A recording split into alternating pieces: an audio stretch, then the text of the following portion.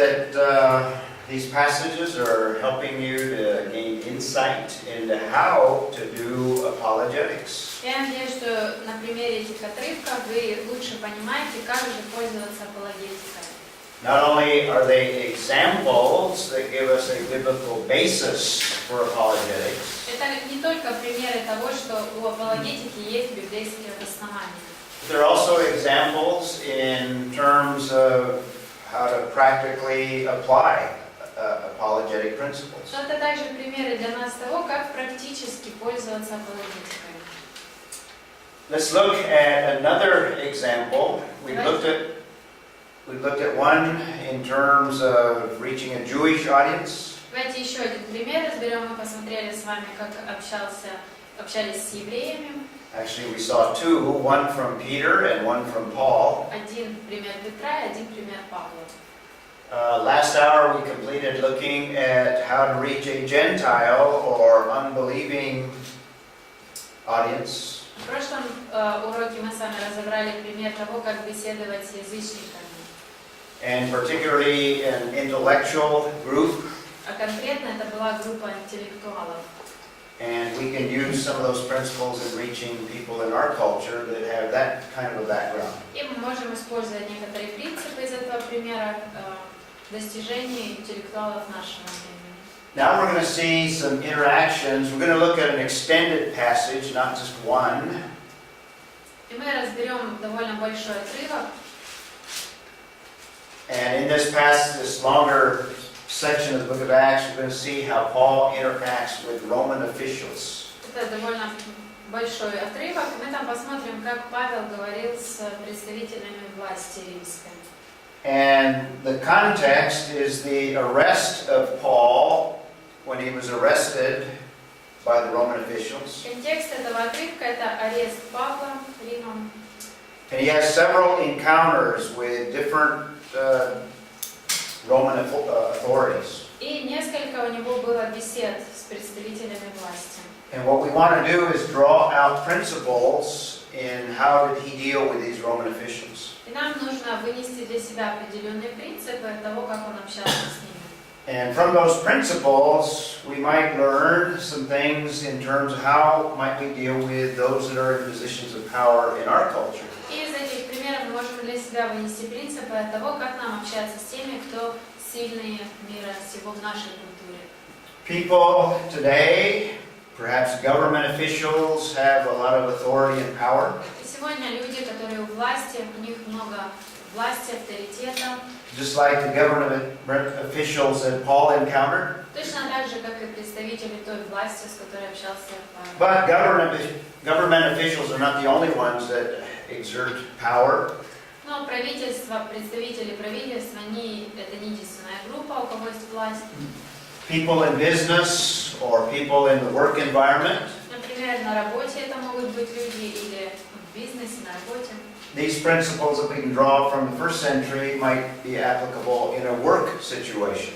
Вот эти принципы из первого века мы тоже можем применять даже у себя на работе. There are different levels of authority, different levels of power in the work environment. Потому что есть разные уровни власти, даже в рабочей среде. So turn to Acts chapter 21, where we will begin. Откройте Деяния 21 главу, мы начнем оттуда. And actually, this turns out to be the longest single section in all of the book of Acts. И вот это самый длинный отрывок какой-то ситуации во всей книге Деяний.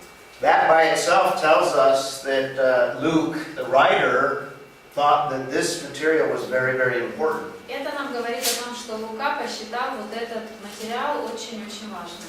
This relationship that Paul had with these Roman officials is a very important component of the book of Acts. И то, как Павел общался с этими представителями римской власти, очень важно для нас. Now, obviously, we're not going to read chapter 21 to the end of the book.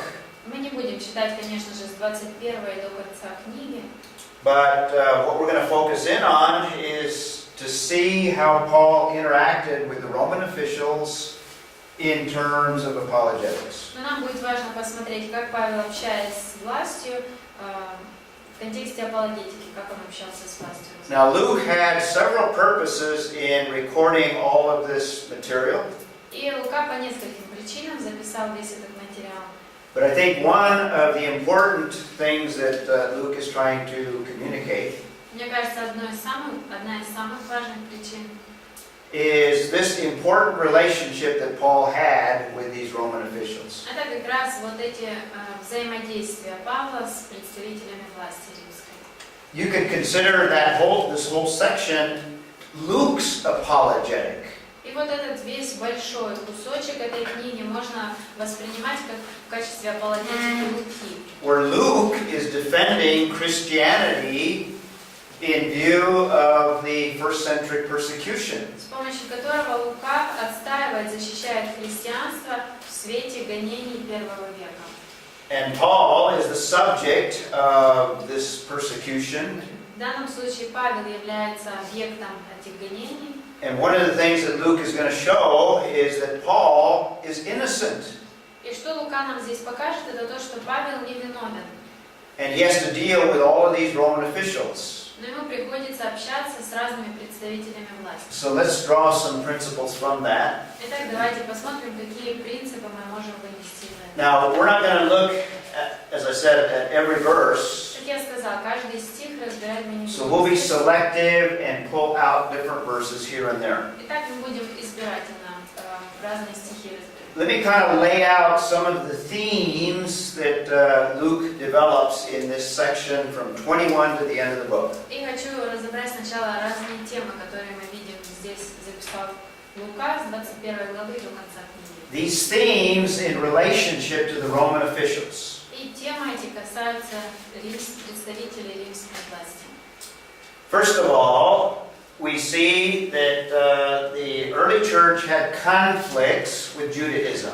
Во-первых, мы видим, что у ранней церкви были конфликты с иудаизмом. Now, these conflicts don't start in chapter 21. Ну, в 21 главе эти конфликты еще не начинаются. They go all the way back to at least chapter 13. And you might turn there, keep your finger in chapter 21. Не закрывайте еще 21 главу, они начинаются еще с 13 главы. But go back to chapter 13 and let's read a few verses. Вернитесь к 13 и прочтем несколько стихов. You want to read Natalia, verse 50? 13:50. 50 стих 13 главы. Юдеї ж підбили побожних впливових жінок та значніших у місті і зняли переслідування на Павла та Варнаву, та й вигнали їх зі своєї землі. Okay? So you see a theme running through the book of Acts is this conflict with the Jews and the early believers. Итак, видите, в этой книге прослеживается вот такая линия, что конфликт присутствовал между So there's an example in евреями и ранней церковью. Example in chapter 13, there's an example in chapter 14. Taras, you want to read verse 5? 15 главе мы прочитали, а теперь Тарас 14, 5 стих. Когда же язычники и иудеи со своими начальниками устремились на них, чтобы посрамить и побить их камнями, Okay, an attempt by both the Jews and Gentiles in this case to persecute the believers.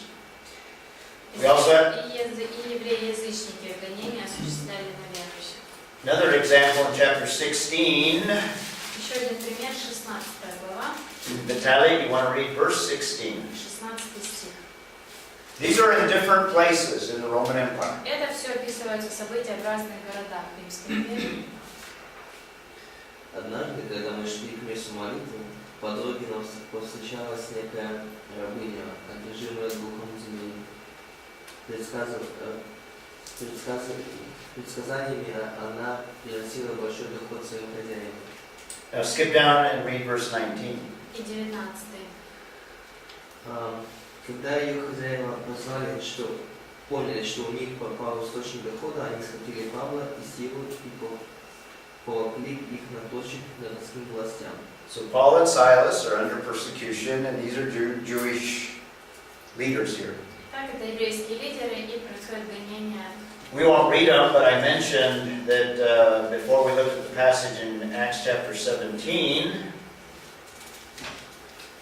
Я также упоминал, что в отрывке, который мы разбирали, в 17 главе, we saw the reason that Paul was sent to Athens was because of the persecution in Thessalonica and Berea. мы видели, что почему Павел оказался в Афинах, это потому что были гонения в Фессалониках и Берии. That was the persecution of the Jews. Это были гонения от евреев.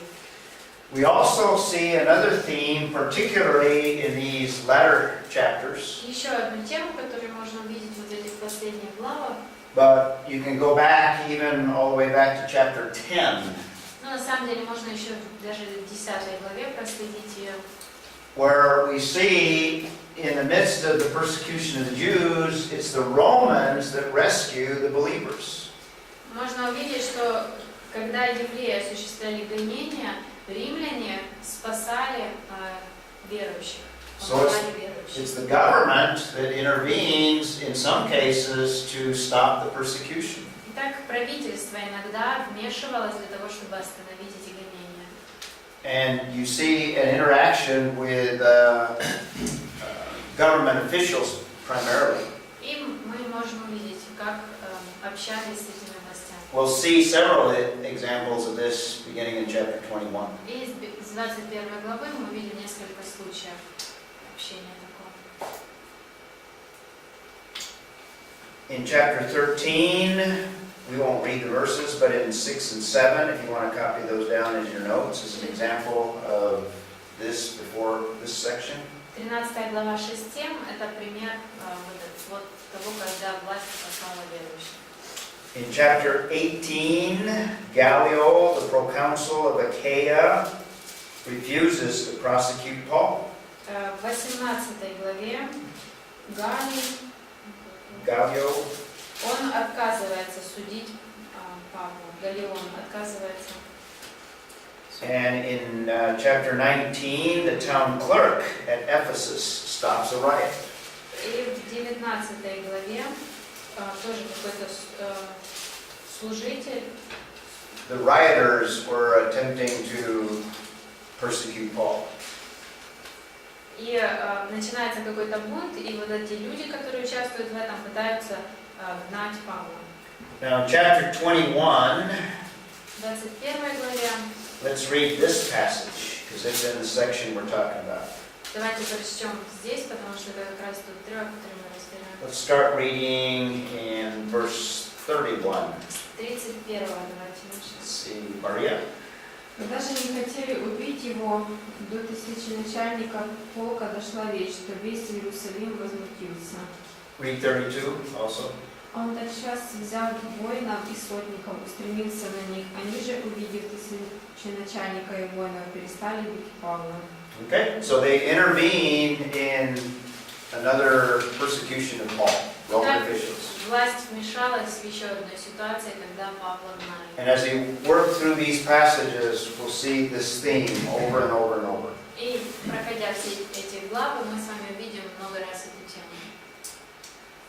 Another theme is that Luke is developing is that the Christians are not lawbreakers, even though they are suffering and falsely accused. Еще одну тему, которую развивает Лука, это то, что верующие не являются нарушителями закона, хотя на них осуществляются гонения и их обвиняют.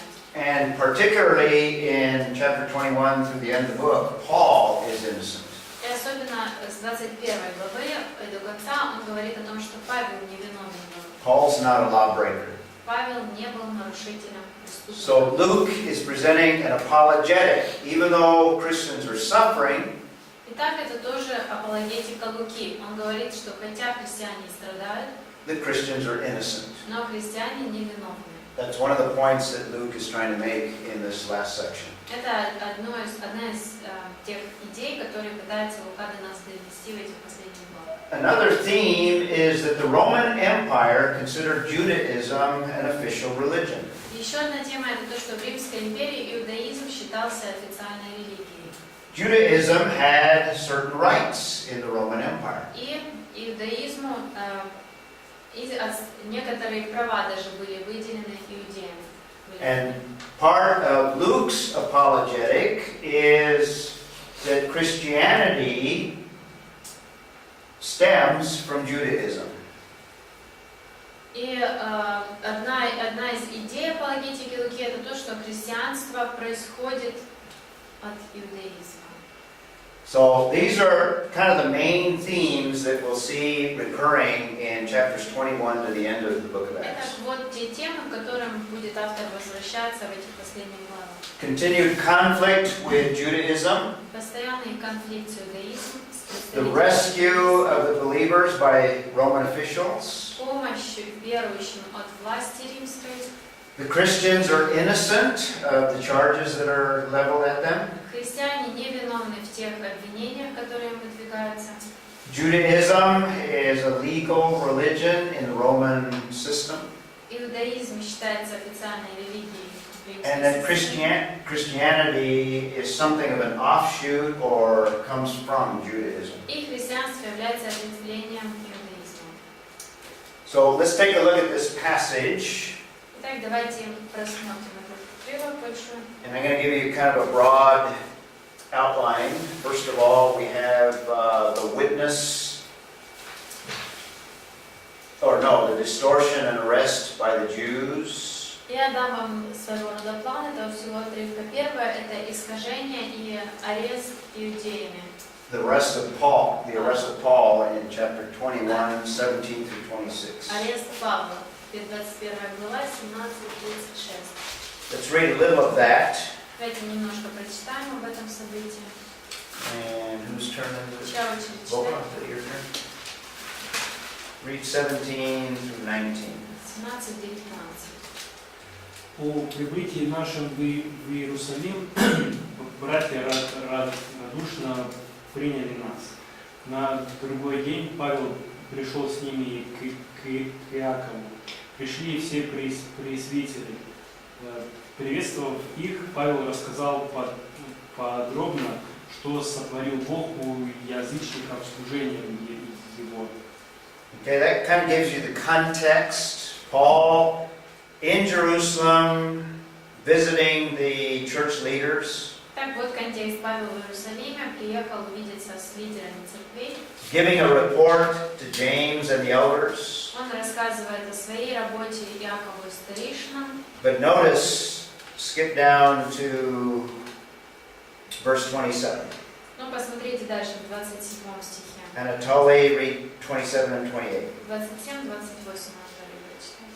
Когда же все дни оканчивались, тогда ассирийские иудеи, увидевшие его в храме, возмутили весь народ и наложили на него руки, крича: «Мужи израильские, помогите, этот человек всех повсюду учит против народа и закона и места сего». Притом и именно ввел в храм и осквернил святое место сие. Okay? So, Paul runs into trouble with the Jewish sect here, and they want to arrest him. Итак, еврейская секта возмущается, и они хотят арестовать Павла. And notice they level several false accusations. И обратите внимание, они выдвигают несколько ложных обвинений. So that sets kind of the stage for the rest of the passage. И вот контекст для остальной части нашего You отрывка. can read the rest of the chapter, it gives us more details of the arrest. Дальше более детально описан арест. They attempt to assassinate him, but that doesn't work. Они пытаются арестовать его, они пытаются убить его, но это не получается. Let's read verse 30. You want to read that one, Olga? 30 стих, давайте прочитаем. Весь город пришел в движение, и сделалось течение народа. И схвативши Павла, повлекли его вон из храма, и тотчас заперты были двери. Okay, city's in turmoil. Paul is dragged out. Итак, в городе происходит бунт, Павла вытягивают, выгоняют. And then in verse 31 and 32, we have the first rescue by the Roman officials in this 31, part of the story. 32 это первый раз, когда вот в этой же истории, в этой ситуации власть помогает. 31 and 32. 37 32. Як хотіли ж забити його, то вістка досталась до полкового Тисяцького. що весь Єрусалим збунтувався. І він зараз узяв вояків та сотників і подався до них. А вони, як угледіли 1000 вояків, то бити Павла перестали. Okay, so they stopped beating Paul when the Roman soldiers stopped the riot there. И так они перестали его избивать, когда остановили все это восстание солдат римских. You probably ought to read 33 and 34 as well. И 33 and 34, Travis? 34, Тарас, тоже прочитаем. В народе они кричали одно, а другие другое. Он же, не могший по причине смятения узнать ничего верного, повелел вести его в крепость. Okay, that kind of gives you a little more of what's going on with this riot and the rescue of the Romans. Так здесь больше описано арест, то есть восстание и помощь Павлу. And this brings us to the first encounter that Paul will have. И вот теперь как раз будет первая беседа Павла. Okay. 39 and 40. 39-40. Vitaly. Павел ответил: я иудей из Тарса, Киликии, и гражданин крупного города. Прошу тебя, разреши мне обратиться к народу. Получив разрешение, Павел встал на ступени и жестом призвал народ к тишине. Когда наступила тишина, он заговорил по-еврейски. Okay, so Paul is going to give his first defense. Итак, Павел первый раз защищается. He's given an opportunity, Ему дается такая возможность. and he begins in verse 39, and we have the record of it in chapter 22.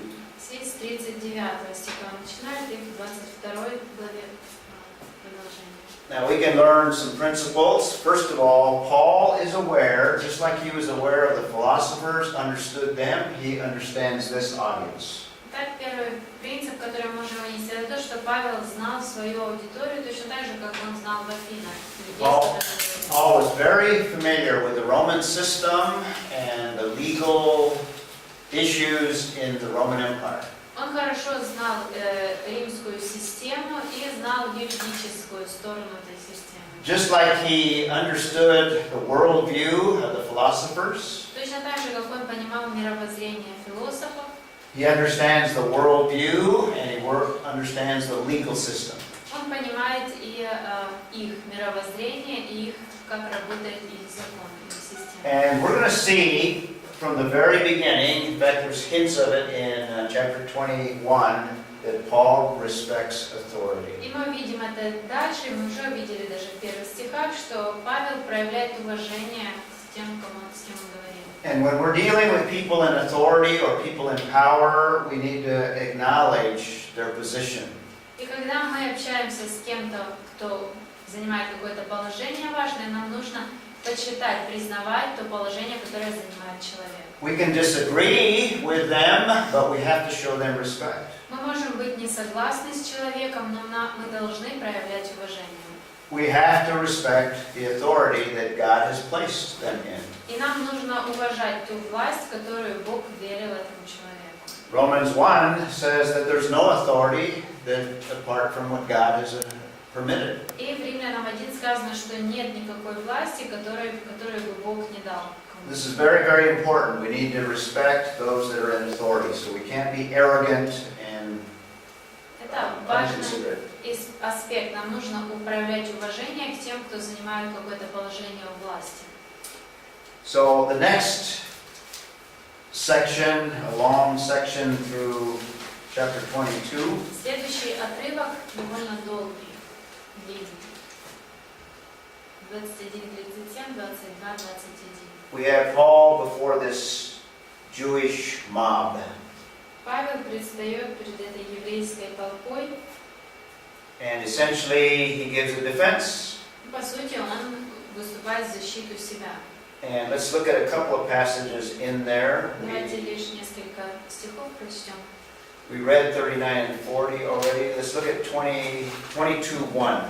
22:1 давайте прочитаем. Maria. Но же, братья и отцы, выслушайте теперь мое оправдание перед вами.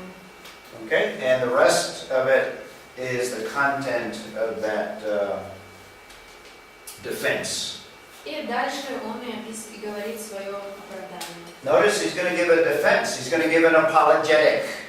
Обратите внимание, что он здесь выступает в защиту самого себя, то есть он апологетику. And he's essentially going to relay his testimony.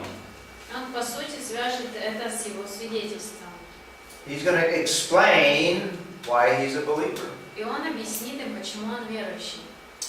And let's skip down to the end of chapter 22. Давайте к концу 22 главы.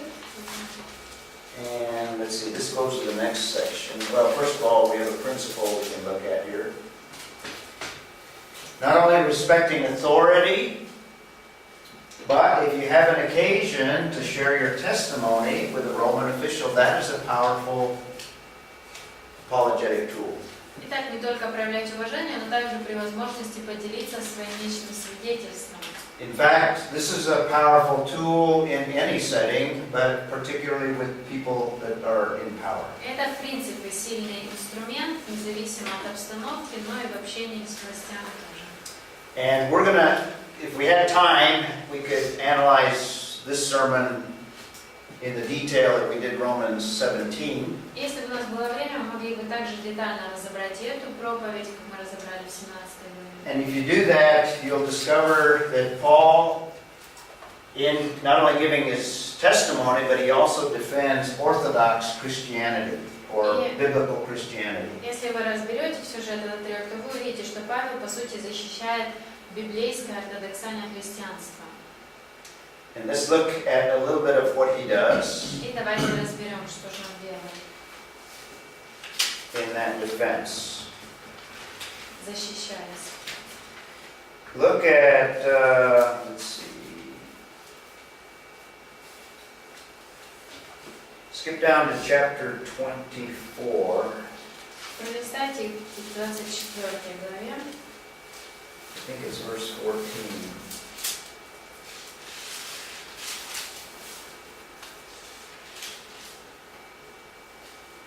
Yeah, let's read verse 24:14. 24:14. Но в том признаюсь тебе, что по учению, которое они называют ересью, я действительно служу Богу отцов моих, веруя всему написанному в законе и пророках. Okay, so he believes everything concerning God as revealed in the law. Так он верит всему тому, что о Боге сказано в законе.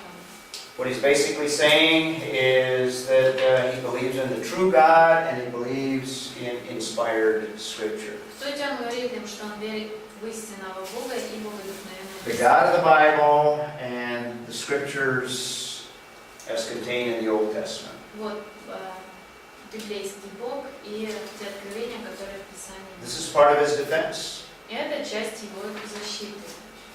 He also, let's read verse 15. Do you want to read? Давайте 15 прочитаем. Who's got 15? Анатолий. Anatoly.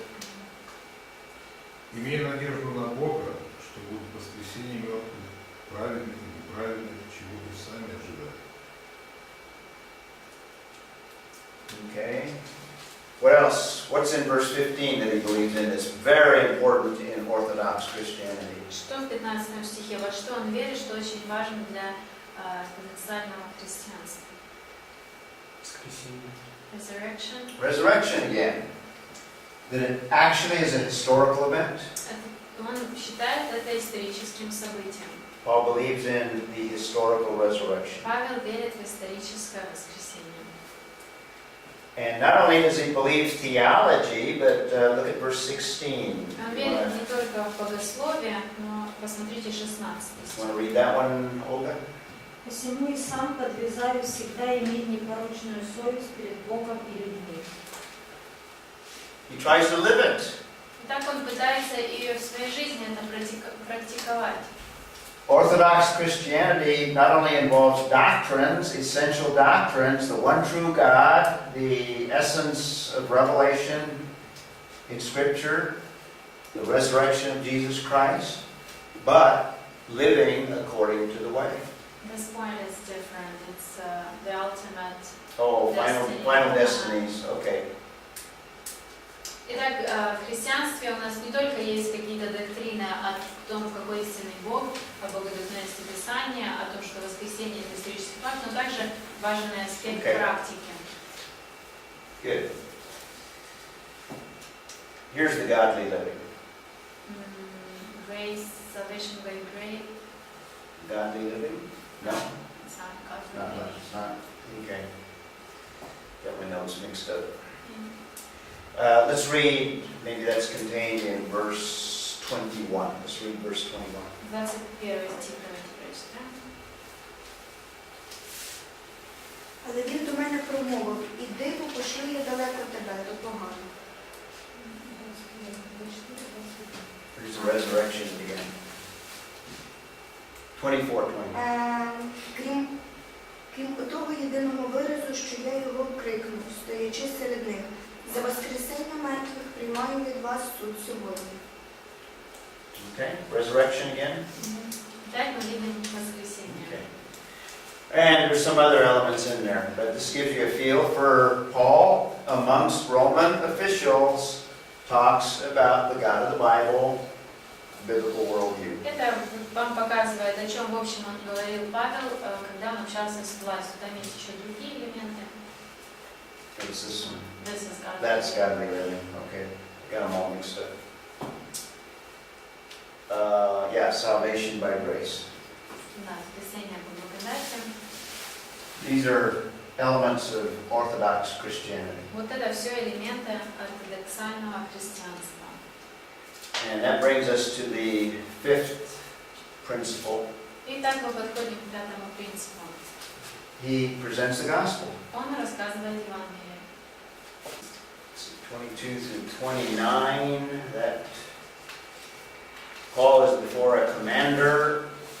22 по 29 Павел предстает перед начальником.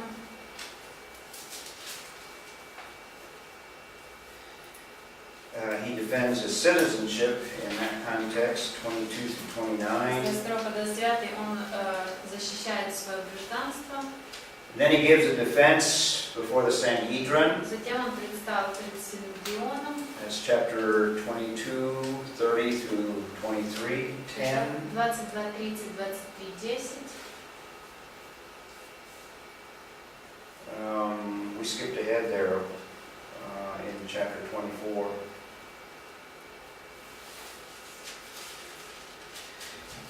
Look at 22, skip back to 22. Вернитесь назад, 22. Whose turn is it? Taras? I'm going to read 22:30 and read all the way through verse 2 of chapter 23. С 22:30 по 2 стих 23.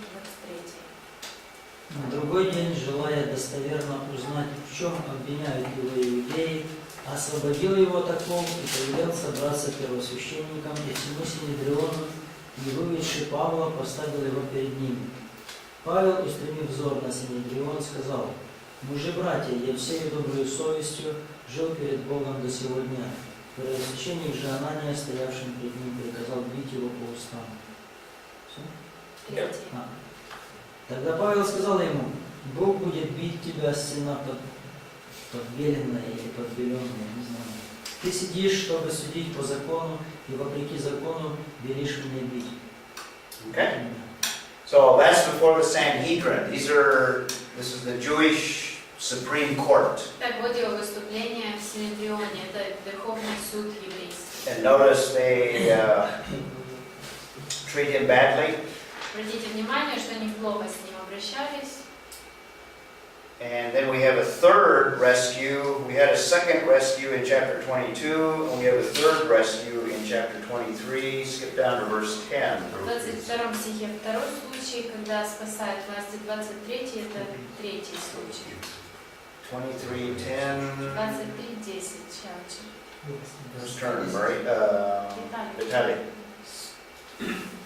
Он разгорелся настолько, что командир римского полка, бросаясь как бы Павла не разорвали на части, приказал солдатам забрать его от них силы и увезти в Канаду. So again, the Roman officials rescued Paul. Итак, опять власть римская спасла Павла. Read verse 11 as well. И 11. This gives Paul, God gives Paul assurance from God. God appears to him.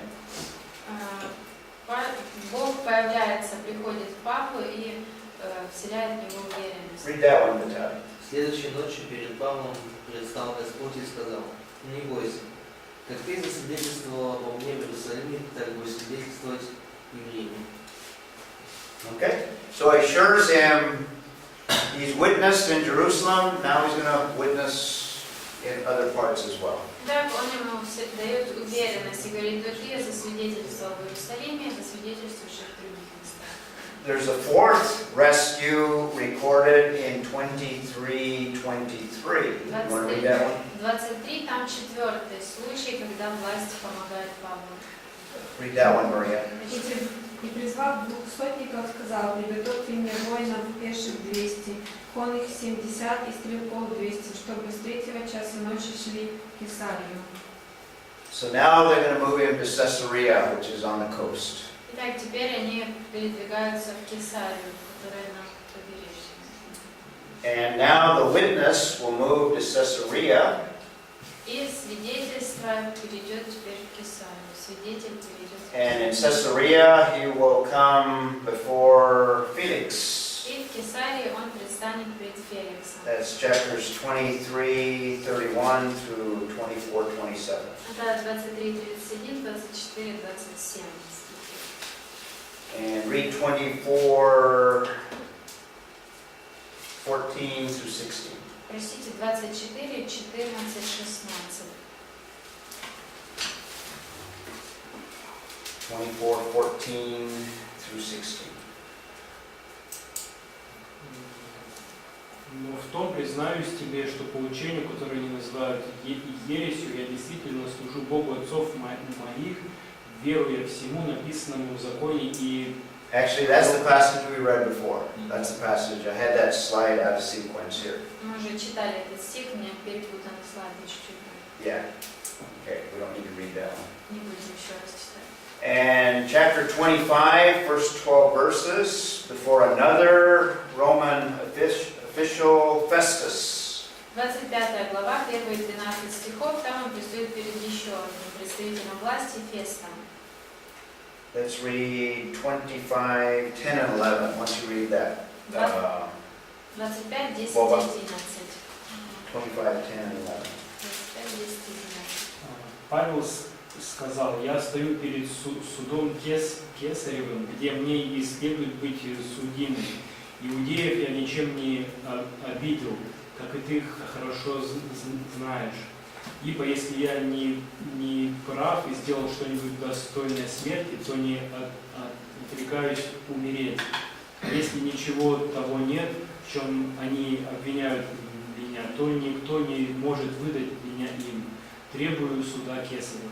Okay, so Paul is proclaiming his innocence. Так, Павел настаивает на своей невиновности. This is an example of one place where he does this. He does it in other places as well. И в подобной ситуации делает то же самое в других местах. And then we have another defense before another official, before Agrippa. И еще раз у нас есть записана ситуация, когда перед Агриппой он защищается. Chapter 25 through 13 through 26:32. 25:13 по 26:32. And let's read 22 and 23, Anatoly. Read chapter 26. 26. 26 глава, 22-23. Но я получил помощь от Бога. Я до сего дня стою, свидетельствуя малому и великому, но не говоря, кроме того, о чем пророки Моисей говорили, что это будет. Что Христос принял пострадать и восстав первый из мертвых возвестить свет народу и еврейским язычникам. Okay, so he's testifying concerning the death of Christ, the suffering of Christ, Свидетельствует о страданиях Христа. and also the resurrection. Также о воскресении. So even in the midst of the Roman officials, he presents the gospel. Итак, даже представ перед властью римской, он все равно рассказывает Евангелие. So that's a summary of the end there, and from the details in between, you can develop those principles that we looked at. Итак, это обзор вот этой конечной части книги. Вы можете посмотреть принципы, которые мы вынесли из этого.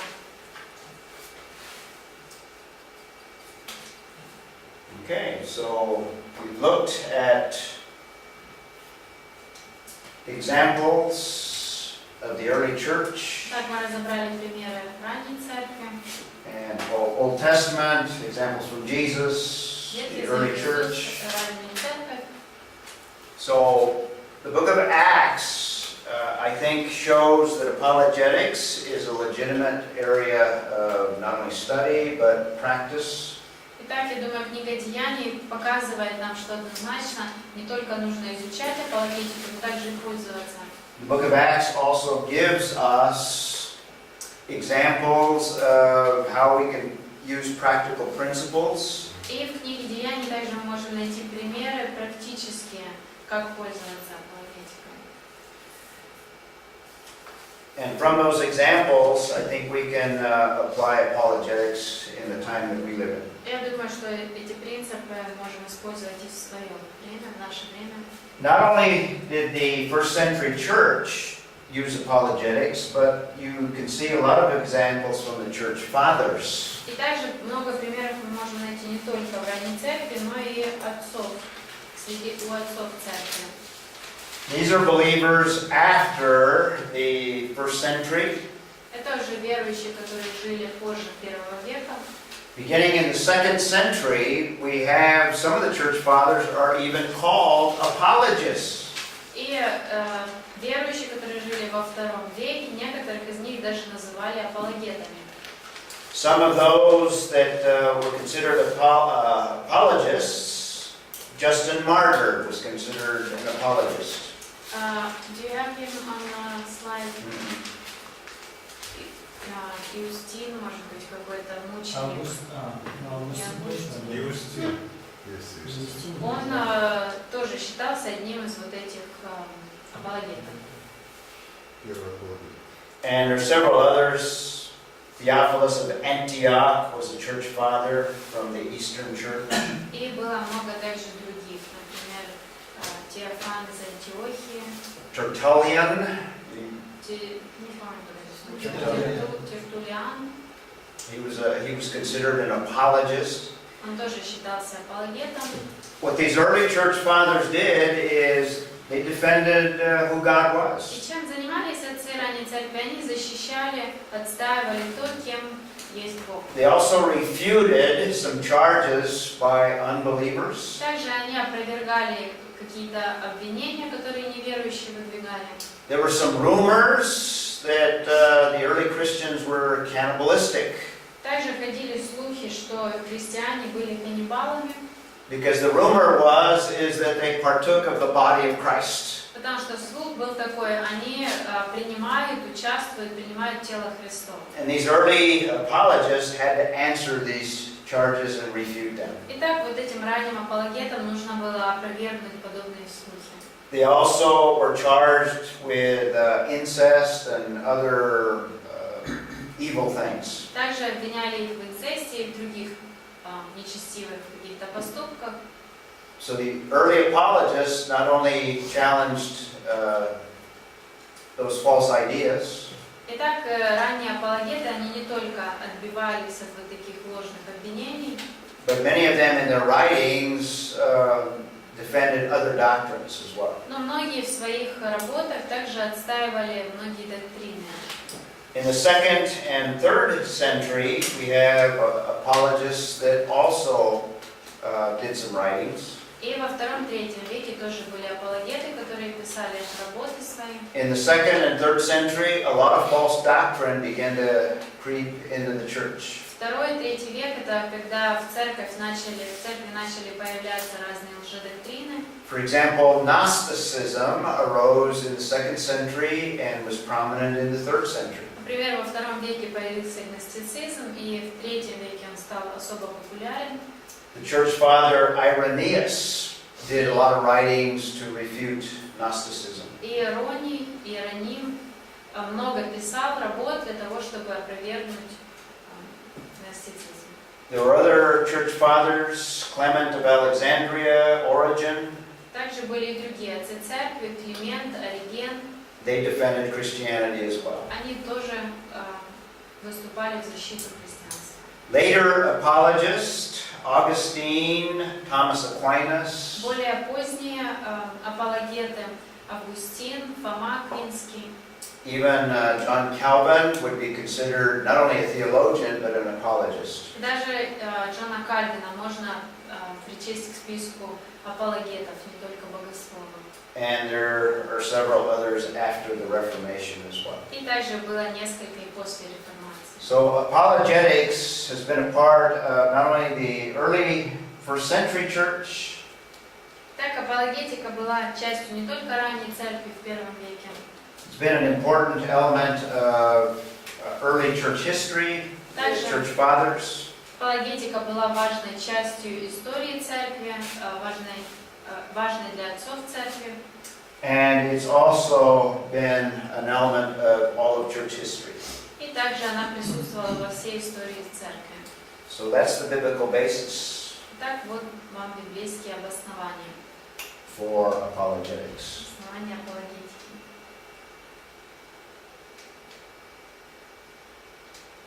Okay, church fathers at the end here. Well, we're a little early, but why don't we take an early lunch break? This is a good place to stop. Рано мы закончим, давайте сейчас сделаем перерыв на обед. And what we'll look at next is we want to look at some of the evidence that you can use to defend different areas of Christianity. Дальше мы с вами рассмотрим несколько доказательств, которыми можно защищать христианство. And we'll spend basically the rest of the course in this part of И course. почти вся остальная часть нашего курса будет посвящена именно этой теме. Okay?